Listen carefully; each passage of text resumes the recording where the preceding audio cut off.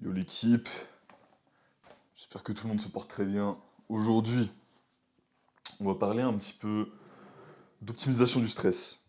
D'optimisation du stress, et je vais rentrer directement dans le vif du sujet. Pour optimiser ton stress, il va y avoir plusieurs piliers, et à chaque fois, les piliers, c'est les mêmes. Et c'est ça que j'adore avec tous ces domaines-là, c'est que moi, je peux te faire des vidéos infinies, ok? Parce que je peux te prendre le truc par le biais d'optimiser ton stress, je peux te dire d'optimiser ta testo, je peux te dire d'optimiser ton sommeil, je peux te dire d'optimiser ton alimentation, mais à chaque fois, pour optimiser l'un, il faut optimiser les autres. À chaque fois, ce qui fonctionne, si tu veux optimiser ne serait-ce qu'un seul facteur, c'est d'avoir une approche holistique, une approche logique d'un point de vue évolutif et juste logique globalement, tu vois. Donc, pour optimiser ton stress, déjà, va falloir faire quoi? Ben, il va falloir optimiser ton putain de sommeil. Et optimiser ton putain de sommeil, tu vas le faire comment? Tu vas le faire en éliminant au maximum les sources de lumière artificielle intense que tu as le soir. Il y a un truc qui s'appelle le invisible flicker. Donc le flicker, c'est le fait que la plupart des lumières que tu as dans l'environnement moderne, elles s'éteignent et elles se rallument très rapidement. Tellement rapidement en fait que tu ne peux pas le voir à l'œil nu, ce qui n'est pas le cas avec les lumières anciennes, c'est-à-dire les bougies, les vieilles lampes à filaments, etc., qui déjà ont un luxe beaucoup moins élevé, donc une intensité de luminosité beaucoup moins élevée, plus généralement sur un type d'onde qui est moins proche du bleu, et quand c'est moins proche du bleu, ça t'empêche moins de dormir, et en plus de ça, qui n'ont pas ce truc de invisible flicker qui en fait crée une réponse de stress, une réponse du système nerveux autonome, du système nerveux sympathique, et en fait qui t'empêche de dormir, en fait qui t'empêche de te relaxer, de produire de la mélatonine, etc. Cortisol, mélatonine sont antagonistes, ok? Enfin, en fait le cortisol il est quasiment antagoniste avec toutes tes bonnes hormones si t'en as trop évidemment. Donc, le soir, élimine ton stress au maximum. Ça veut dire quoi? Ça veut dire avoir une routine, et je commence par le soir, mais on verra le matin après, t'inquiète. Avoir une routine de wind down, avoir une routine pour se déconnecter, d'accord? Donc à partir d'une certaine heure, faut t'interdire de travailler sur tes projets. Je sais, c'est compliqué, je sais, je le respecte pas tout le temps. Ce que je te dis là, c'est l'idéal, c'est ce qu'il faut faire pour aller vers le mieux, tu vois. C'est pas forcément ce que tu vas réussir à faire dès le tout premier jour à optimiser tous ces trucs-là. Donc, avoir une routine, par exemple, et psychologiquement, c'est extrêmement puissant de dire les choses que tu fais. Ok. J'ai vu une étude récemment qui parlait du fait que les gens qui avaient les meilleurs marqueurs de santé et de longévité avaient une habitude globalement commune, avaient en tout cas un trait qui était beaucoup plus commun chez ces gens-là que chez le reste de la population, c'est que, au-delà du fait qu'ils ont des meilleurs cercles sociaux, etc., ils ont tendance, quand ils sont tout seuls, plutôt que de garder les choses dans leur tête ou pour eux, à parler tout seul, à haute voix. Ok. Donc, quand ils se sentent pas bien, ils se disent putain, je me sens un peu fatigué là. Quand ils se sentent bien, ils se disent ouah, j'ai trop d'énergie. Et en fait, ils passent leur temps à parler tout seul, tu vois. Et moi, c'est quelque chose que je fais tout le temps. Et c'est aussi puissant parce que ça te permet déjà d'estimer ton état, d'enlever le poids mental de penser à ton état. Parce que du coup, vu que tu le dis, c'est plus facile juste de l'oublier, de ne plus avoir ça en tête. Et aussi, quand tu passes d'une tâche à une autre, ça te permet de mieux clore une tâche, ok? Une des plus grosses sources de stress pour l'humain depuis tous les temps, c'est les boucles pas fermées, ok? Donc tu as une boucle, sauf que toi, t'es pas allé jusqu'au bout, et du coup, tu sais que tu as encore des trucs à faire pour fermer la boucle. Qu'est-ce que ça veut dire? Les tâches non finies, les tâches non complétées. Par exemple, tu as fait la vaisselle, mais tu as fait que la moitié de la vaisselle, tu en as laissé un peu dedans. Par exemple, tu as mis tes vêtements dans la machine à laver, et en fait, t'as laissé les vêtements dans la machine à laver, et au fond de ta tête, il y a ce truc-là qui tourne un peu de ah, faut que j'étende les vêtements. Donc, éliminer toutes ces boucles ouvertes en fin d'après-midi, voilà, fin de journée, déjà, ça te permet d'éliminer cette source de stress-là, d'avoir moins de trucs en tête et de chill. Le truc, c'est que tu auras toujours des boucles non finies. C'est le même de la vie humaine. C'est la vie humaine, en fait, c'est de faire des tâches et de des fois pas avoir le temps de finir des tâches et de les finir le lendemain, etc. Donc, il te faut une routine pour arrêter. Comment tu fais? Fin du travail, par exemple, tu vois. Moi, je sais même pas ce que je dis. Je dis, enfin, je dis tout le temps un truc, tu vois, c'est pas toujours la même phrase, mais souvent je dis j'en ai fini pour aujourd'hui, et là, plus de travail, plus rien de hors vie perso, rien qui a de rapport avec le boulot, tu vois. Ça, au niveau du cerveau, c'est très puissant parce que je te l'indique vraiment, ok, là c'est le travail, là c'est le repos. Et du coup, quand tu es en mode repos, c'est beaucoup plus facile du coup de déstresser et de te mettre dans une position où ton corps va produire plein de mélatonine et va se préparer pour le sommeil comme il se doit. Maintenant, quand tu manges bien, tes hormones de la faim, etc., se régulent globalement bien. Et tu sais, moi ce que je te promeux sur cette chaîne, c'est une alimentation plutôt crue, plutôt basée sur des produits animaux principalement, parce que c'est généralement plus assimilable, plus digeste, etc. Et avec des sources de glucides raisonnables, avec des fruits, du miel, des produits laitiers crus, etc. Il y a un élément très très très très très important là-dessus. Si tu te réveilles la nuit, alors au-delà de se réveiller la nuit pour aller pisser, etc., parce que ça peut être normal de le faire une fois, si tu te réveilles la nuit et que tu as du mal à te rendormir, ça peut être à cause de cortisol élevé. Un truc qui peut t'aider à avoir un cortisol moins élevé, c'est éviter d'être en hypoglycémie la nuit. Comment t'évites d'être en hypoglycémie la nuit? Alors tu peux faire plusieurs choses. Déjà, si tu as une activité dans l'après-midi ou dans la fin de journée, faut refaire tes stocks avec des glucides rapides. Ça peut être des oranges, ça peut être du lait cru, ça peut être tout ça. C'est toi qui vois. Aussi, il te faut une source de glucides à digestion lente qui va du coup, se digérer pendant la nuit, idéalement, et t'empêcher de te réveiller en fait, tu vois, parce que du coup, si ce qui causait ton cortisol haut, c'était un manque de enfin, une glycémie basse, le fait d'avoir des glucides à digestion lente, ça peut éliminer ce problème-là. Donc moi, l'idéal, ce que je recommande, c'est des pommes de terre. Après, tu peux te permettre du pain au levain ou ce genre de choses. Je suis moins fan des pâtes, du riz, etc. Riz trempé, ça peut être ok, parce que généralement, il y a plus d'antinutriments. Mais voilà. Autre élément sur la fin de journée, si tu t'entraînes en fin de journée, parce que je sais qu'il y a pas mal de gomuscu qui regardent cette chaîne, c'est une grosse source de cortisol. Mais je comprends, on est dans un environnement moderne et t'as pas toujours d'autre choix que de t'entraîner en fin de journée. Ça va être d'autant plus important pour toi de refaire tes stocks de glucides après ton activité et aussi de trouver des trucs qui te déstressent. Ok. Donc, une des solutions qui a un effet assez immédiat sur le cortisol et qui te déstresse d'un coup, c'est L-théanine. Donc, moi, ce que je te recommande, si tu veux faire ça, c'est L-théanine plus orange. Et si tu as la possibilité de cycler avec des fois, alors c'est un conseil d'une amie, la L-théanine, d'ailleurs c'est Carla qui est sur notre groupe, si jamais vous voulez des conseils de sa part, de toute façon, vous pouvez lui parler dans la communauté. Et du coup, euh, L-théanine, par contre, idéalement, pas en consommer tout le temps, donc en consommer que les jours où tu t'entraînes si t'en consommes. Et idéalement, si tu peux des fois t'entraîner plus tôt le matin et du coup ne pas utiliser de L-théanine parce que tu as le temps d'avoir ton cortisol qui baisse avant la fin de journée, c'est mieux. Voilà, ça te permet de cycler un peu et de pas abuser du truc. Ok, donc on a vu sur la routine du soir, on a vu comment le stress il allait fonctionner là-dessus le soir. Petit élément important que j'ai oublié de te dire sur le stress du soir, regardez le soleil au coucher de soleil. Alors, je sais, on t'a dit regarder le soleil dans les yeux c'est dangereux, blablabla.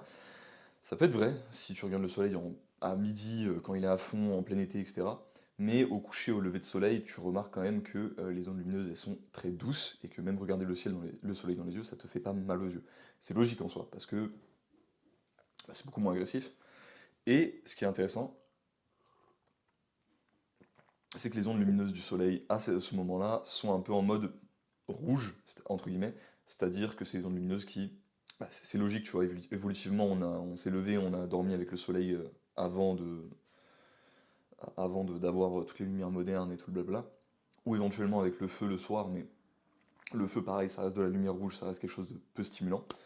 Donc ouais, regarder le soleil, ça peut faire switch justement ton cerveau d'un mode stress de la journée, qui est normal, qui est aussi d'ailleurs stimulé par le ciel bleu, et c'est pour ça que c'est important aussi d'avoir de la lumière naturelle en pleine journée, à un mode un peu plus repos, relax, etc.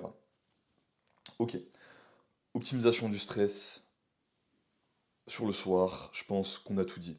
Je vais me répéter, mais vraiment, en optimisant ton stress, tu vas aussi optimiser ta testo, tu vas aussi optimiser ton sommeil, tu vas aussi optimiser ta digestion, parce qu'une mauvaise digestion, c'est une source de stress, tu vas tout optimiser. Donc, si tu veux continuer à avoir des tips là-dessus, abonne-toi à la chaîne, mon gars, et je passe tout de suite à la suite. Le matin, idéalement, ne pas avoir de réveil à sonnerie. Je sais, c'est pas possible pour vous tous, Mais un élément qui peut beaucoup aider, c'est que ton cerveau, en réalité, il sait le temps qu'il est, la plupart du temps. Tu as une horloge dans ton cerveau, ok. En tout cas, tu as une horloge plutôt fiable, tu vois, vraiment même pas mal fiable dans ton cerveau. Tu le sais parce que des fois, quand tu avais un rendez-vous important ou des trucs comme ça, et que du coup tu as un stress un peu élevé, tu as tendance à te réveiller avant ton réveil, tu vois, un peu avant ton réveil. Mais souvent, c'est à quelques minutes près, tu vois, et tu te dis, mais putain, c'est fou, comment ça se fait que je me réveille pile au bon moment à chaque fois? Et en fait, c'est simple, c'est parce que ton cerveau, il sait à quelle heure il est, tu vois. Et si tu as des heures régulières auxquelles tu dois te lever et enfin, surtout te lever du coup, parce que te coucher, c'est plus facile à gérer, tu peux donner l'instruction à ton cerveau de te réveiller à cette heure-ci. D'accord? C'est possible. C'est un sommeil correct, si tu respectes un peu ton corps, si tu fais tout ça en fait, c'est tout à fait possible. C'est ok, je pense. Donc si tu as un boulot, tu vois, c'est ok de mettre un réveil sonore, mais essaye de cultiver cette qualité et de t'apprendre à te réveiller 10 minutes avant ton réveil sonore. Comme ça, petit à petit, bah, t'en as plus besoin, parce que c'est vraiment une source de stress énorme pour le cœur. Et en fait, le réveil sonore, vraiment, pour avoir un peu creusé la littérature là-dessus, c'est de la merde. C'est vraiment le pire truc. Donc si tu peux t'en passer, c'est bien de t'en passer. Maintenant, l'idéal aussi, c'est de se lever à la même heure que le soleil. Alors ça, encore une fois, j'ai conscience que hors entrepreneur comme moi, coach en ligne, etc., enfin tous les gens qui font un peu ce qu'ils veulent avec leur temps, qui s'organisent comme ils veulent, c'est vraiment pas possible pour tout le monde. Après, beaucoup d'entre vous, vous êtes en télétravail, en vrai, vous pouvez vous le permettre, mais je comprends que pour bah, les menuisiers, pour les employés de bureau, etc., bon, bah, vous n'avez pas le choix, et voilà, c'est la vie. Si vous vous réveillez avant le lever du soleil, ça peut être un investissement correct d'avoir une lumière assez puissante. Alors, je pense que tu peux en trouver sur Amazon, plus ou moins cher, tu as des lumières de chantier, etc. Pour te réveiller, alors faut pas te la mettre directement dans la gueule, sinon ça va juste te niquer les yeux, mais la mettre en face d'un mur et avoir du coup le reflet qui te réveille. Si tu te réveilles avant le lever du soleil, ce qui n'est vraiment pas idéal, hein. L'idéal c'est de se lever et de se coucher avec le soleil, d'accord? Donc, si tu as la possibilité de te lever et de te coucher avec le soleil, dès que tu te réveilles, sortir de chez toi, regarder le soleil pendant 5 minutes. Moi, ma petite routine, j'aime bien le café, tu vois. D'ailleurs, petit aparté là, qu'est-ce qu'on boit? On boit un petit Rio Mocha, voilà, donc un petit café d'une brûlerie de Rennes. Franchement, très sympa, j'aime bien. Petite note de cacao, c'est sympa, assez fruité. Et du coup, moi, ma petite routine, c'est que je me prépare mon café, je passe 5 minutes dehors à regarder le soleil, à regarder le ciel, etc. Et après, je me mets au travail, tu vois. Je me mets au travail pour généralement à peu près toute la matinée. Et rien que cette routine-là, tu vois, en fait, ce qu'elle va t'aider à faire, la lumière naturelle, c'est de créer un pic de cortisol le matin. Attention, on a dit le cortisol c'est pas bien, on est sur une vidéo optimiser le stress, mais optimiser le stress ça ne veut pas dire éliminer le stress, ça veut dire être stressé au bon moment et avoir une enfin bien gérer le fait d'avoir des augmentations et des baisses de stress et en fait choisir ces augmentations et ces baisses de stress là pour être en bonne santé, pour être en bonne forme. Donc le matin, il faut être stressé. Alors, il faut être stressé, pas dans le sens de faut être anxieux, faut être nerveux, faut être je sais pas quoi. Il faut être stressé dans le sens physiologique du terme de avoir un cortisol élevé à un point. Parce que si tu n'as pas ce pic de cortisol le matin, ton corps il fonctionne comme ça, il a besoin de ce pic de cortisol pour se réveiller à un moment ou l'autre, tu l'auras dans l'après-midi. Et tu te doutes si tu l'as dans l'après-midi, ça altère ta production de mélatonine, tu dors moins bien, tu as plus de cortisol encore le lendemain, et ainsi de suite, et c'est un cercle vicieux, et c'est de la grosse merde. Donc, stress le matin. Si tu veux, et ça je t'ai déjà fait une vidéo là-dessus, stress le matin ou meurs le soir, c'est parce que réellement le fait de stresser le matin et du coup d'avoir une bonne horloge circadienne, c'est un facteur de longévité de baiser, tu vois. Or, des facteurs les plus importants qui sont le fait d'avoir des amis, donc le fait de ne pas être seul, c'est-à-dire la santé mentale en gros au final, et ouais, je pense que c'est celui-là le plus important et en termes de facteurs entre guillemets spirituels, je pense qu'au niveau physiologique, c'est le truc le plus important, ok? Et il y a pas mal de choses qui vont en ce sens, tu vois, d'études qui vont en ce sens. Donc l'idéal, si tu veux boire du café, si t'es addict à la caféine, café le matin, ok? Si tu t'entraînes le soir, pas de caféine le soir. Faut arrêter d'abuser avec ça. Tu peux te trouver un pré-workout sans stimulant. En vrai, le pré-workout, ça sert à rien. Enfin, genre, c'est vraiment pas essentiel, tu vois. Le post-workout, je dirais que c'est plus important. Je t'en ai déjà parlé avec la L-théanine et les oranges pour le fait de déstress et d'apprendre à te poser. Mais le pré-workout, c'est vraiment pas nécessaire. Ok. Donc, si tu veux boire du café, boire le café le matin, essentiel, voilà, comme ça, parce que le café, ça crée un peu de cortisol. Euh, Moi, généralement, ce que je fais, alors j'aime bien avoir le goût du café brut comme ça, mais si j'ai envie de baisser un peu l'impact au niveau cortisol du café, ce que je vais faire, c'est que je vais ajouter un peu de crème et un peu de miel. Donc le fait que ce soit sucré, le fait que ce soit gras, donc moins amer, ça réduit le cortisol tout simplement, qui est lié au café. Par contre, je vais l'augmenter en regardant le soleil dans les yeux, comme je t'ai dit, bien le regarder, au lever du soleil. Et moi, généralement, si j'ai la possibilité, je vais m'organiser pour avoir mes entraînements le matin. Voilà. Si, pareil, tu as des discussions difficiles à avoir, ce genre de choses, c'est généralement mieux de le faire le matin parce que ça te laissera le temps derrière de des stress, pas ressasser le truc, mais relativiser le truc d'ici la fin de la journée et que ça impacte derrière moins ton sommeil. Ok, maintenant on a parlé de la plupart des facteurs physiologiques de stress. Ok, comment réduire les facteurs psychologiques? Alors, enfin, faire la séparation entre les deux pour moi ça n'a pas tant de sens. Mais en gros, j'ai envie de te parler d'habitudes pour te déstresser. Là, je t'ai parlé de quoi manger, quoi faire, enfin, quand regarder le soleil, etc. Maintenant, je vais te parler de trucs que tu peux faire pour réduire ton stress à n'importe quel moment de la journée qui est efficace. Et tu le sais, tu t'en doutes, tu le devines, je vais te parler de méditation. Ok? Alors, niveau type de méditation, en vrai, fais ce qui te plaît, on s'en bat les reins. Généralement, la méditation mindfulness, elle a plus de recherche derrière parce qu'il y a plus d'entreprises qui essaient de vendre leur truc derrière. Mais honnêtement, pour avoir expérimenté avec toutes, je doute très fortement qu'il y ait des différences au niveau neurologique et au niveau hormonologique sur l'effet que ça a sur toi en fait. En gros, ce que ça veut dire, ce que je viens de te dire là, c'est que fais le type de méditation que tu as envie de faire et tu auras des effets bénéfiques. Alors, comme un type de méditation, qu'est-ce qu'il y a? Banal mindfulness, tu te concentres sur ta respiration, etc. Les scans corporels, les méthodes de respiration, la respiration en cube où tu fais 4-4-4-4. Enfin, t'en as plein.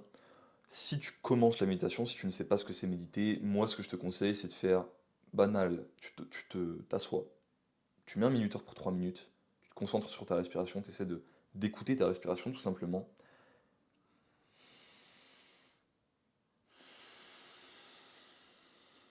À chaque expiration, tu comptes 1 jusqu'à 10. Et quand tu arrives à 10, tu reprends à 1. C'est tout. Vraiment, c'est tout. Déjà, si tu arrives à cultiver cette habitude-là, les effets sur ton cerveau, sur ta capacité de concentration dans la journée, sur ton stress, du coup ton sommeil le soir, et tout ça, ils vont être colossaux. Pourquoi? Bah tout simplement parce que tu donnes un peu de silence à ton esprit, et aussi, alors bon, là le fait de se concentrer avec la méditation, ce qui est différent du fait de par exemple juste te laisser plonger dans tes pensées en regardant par la fenêtre ou ce genre de choses, c'est que tu vas aussi stimuler ta capacité de concentration vraiment. Tu vas stimuler littéralement ton cortex préfrontal, c'est-à-dire qu'on sait que la méditation augmente la matière grise, méditation régulière, dans le cortex préfrontal, ce qui est quand même colossal, parce que le cortex préfrontal, c'est la partie de notre cerveau qui est la plus évoluée, donc pour nous les humains, qui nous différencie un peu du reste du règne animal. Enfin, c'est la taille plutôt qui nous différencie du reste du règne animal, donc oui, la taille compte, hein, visiblement.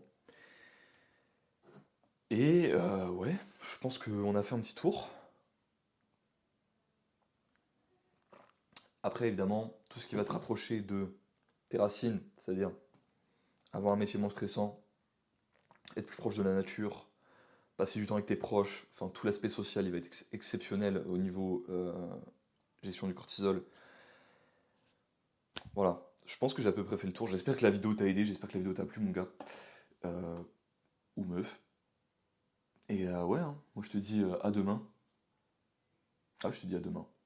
T'as envie de me parler, t'as des questions, si tu souhaites un coaching, tout est en description. Je te dis à la prochaine.